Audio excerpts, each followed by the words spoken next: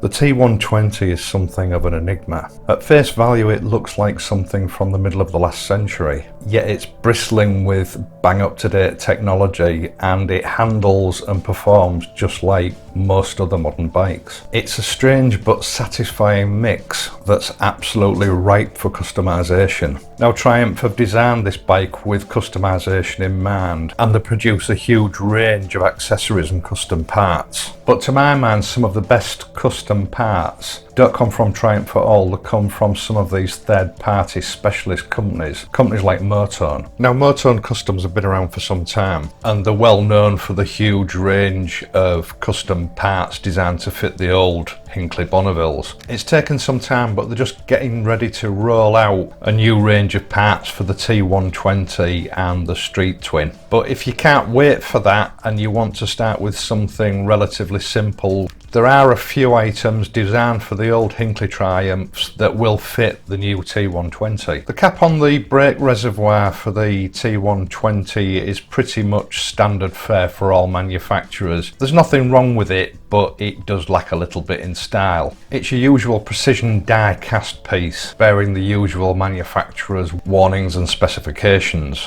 I chose the black MOTONE replacement with the MOTONE emblem on it. This is no mass-produced die-cast piece. This is CNC machine from aluminium billet. It's a very precise fit and it comes complete with 2 stainless steel Allen screws. It's more of an angular piece than the curved Triumph item, but I think it is a very stylish addition to your bike. It is of far better quality than the original item, and it literally just takes a couple of minutes to fit.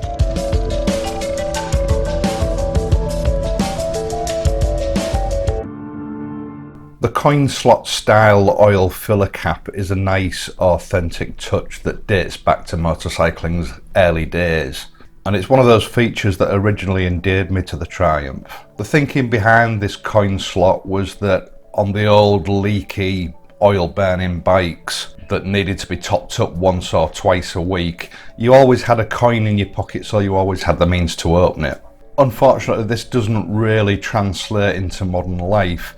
The Triumph doesn't burn or leak oil, and the chances are you're rarely going to have to remove this in between oil changes. The end result is that it becomes stuck fast over time, and the leverage that you get with a coin simply isn't enough to move it, and you end up having to use a large screwdriver. It's made from a soft chrome plated brass, and without a suitably sized and shaped tool to open it, it soon gets bared and chewed up at the edges. MOTONE Customs' answer is this much larger, easy to handle aluminium oil cap.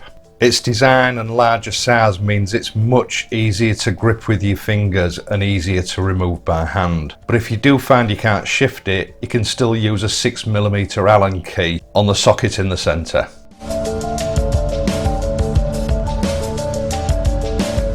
Now finally we come to the petrol cap. Now over the years, especially with the old Hinckley Bonnevilles, Triumph took a lot of flack over the fact that they weren't lockable. With the new modern classic range, Triumph responded with this lockable low-level fuel cap.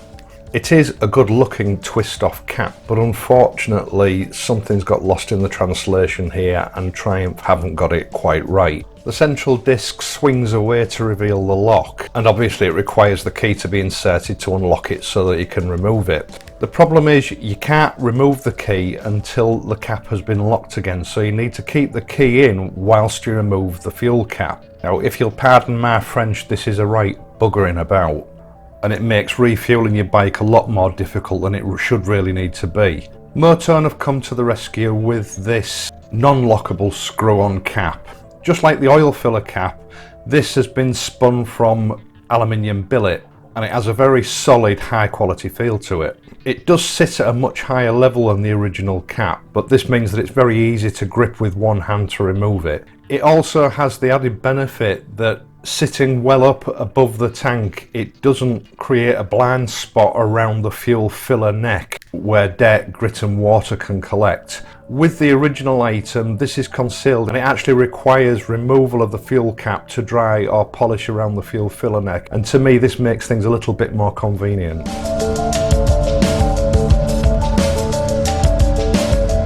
Now the parts that I've shown you today are simply the options that I chose as suiting my tastes. There are other colour options and designs available. I'll leave a link for each individual item that I've shown you here today so that you can have a look at them and view the current prices. You can then backtrack through their website and look at the other options that are available if these don't suit you. These parts are all British made in-house by the guys at MOTONE, and they are of outstanding quality. As I said at the beginning of this video, they are about to unroll a whole host of new custom products available for the T120, so keep an eye open for the new releases.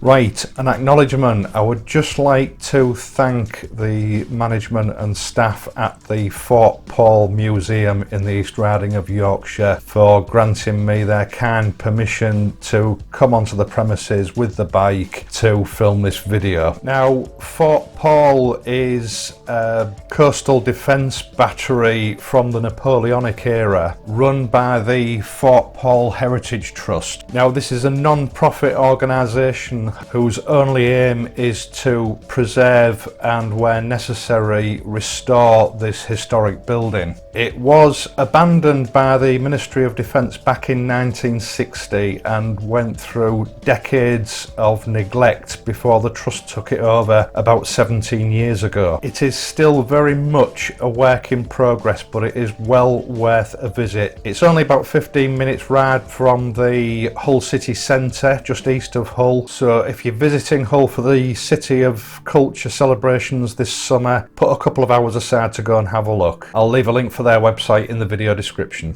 Right, that's it for this week. Haven't made my mind up what I'm doing next week, but I'm sure I'll find something. Until then, I'll see you next time.